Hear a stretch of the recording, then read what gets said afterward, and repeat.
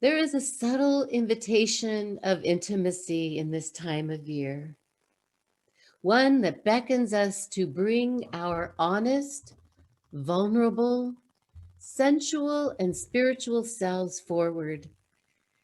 In this way of being, there is an opportunity for authenticity,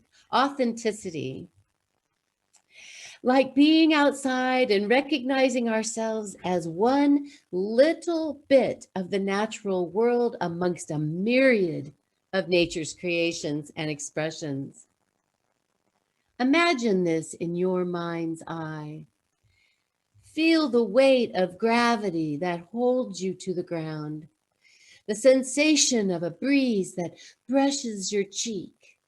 Envision colors and curves and formations of plant life all around, the way the leaves and petals flutter in the wind, or perhaps waving to get our attention. Animals and insects, hidden or revealed, live here too. Take in these nuances and notice the minute ways things move, reminding us that nothing is ever really still. Be in awe. And as you do so, consider this a moment of covenant.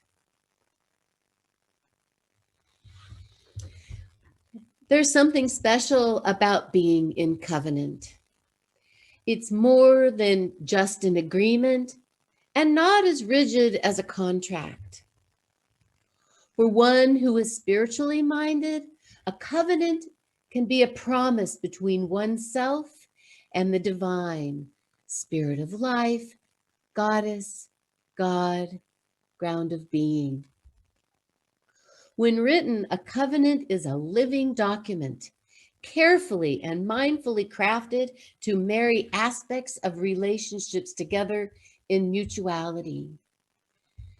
There is a seriousness, and a formality present in its being constructed, yet built into the paragraphs is room for progress that strives toward harmony and wholeness.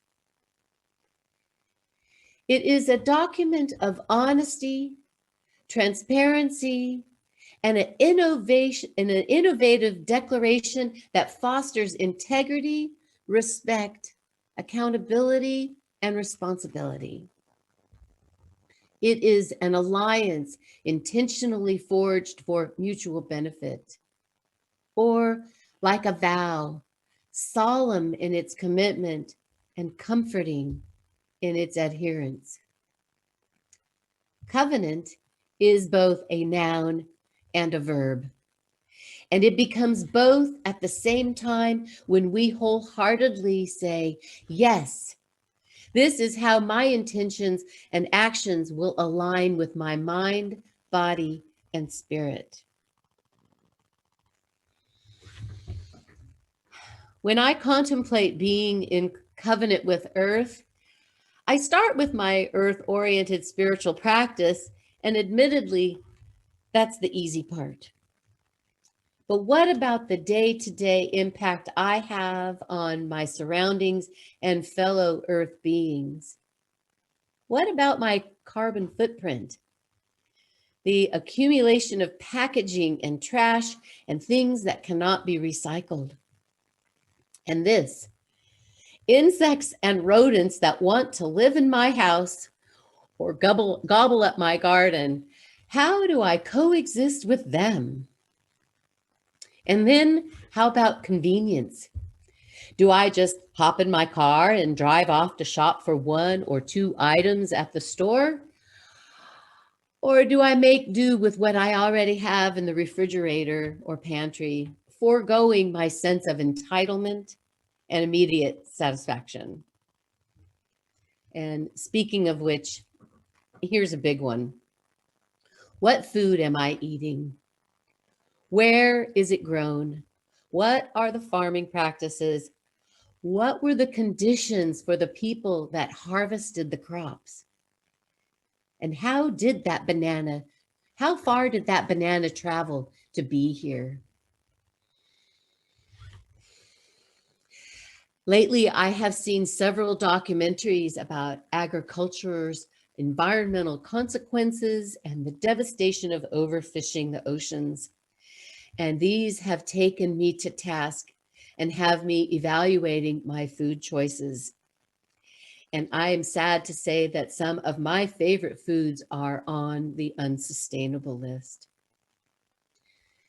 When in covenant for a sustainable food supply chain, it is my responsibility then to be super careful where I shop, what I buy, and to remember that my purchases have a greater impact than I am actually aware of. Being in covenant with earth means being respectful of the world that exists beyond human habitat and benefit. The value or qualities of a covenant reside in how it lifts up all involved toward a greater good. It is a way to strive toward integrity in all of our relations, to be accountable and weigh the truth of convenience on the same scale as environmental degradation and climate change. Especially when it is at its most difficult, we stand by and are dedicated to our covenant like a sacred vow. This is a part of my covenant with earth. What part is yours? In the next few minutes, we will have a time of contemplation where you are invited to type into chat what comes to mind for you in this question. Let us make this a spiritual practice and let the month of May be our inspiration. So mote it be.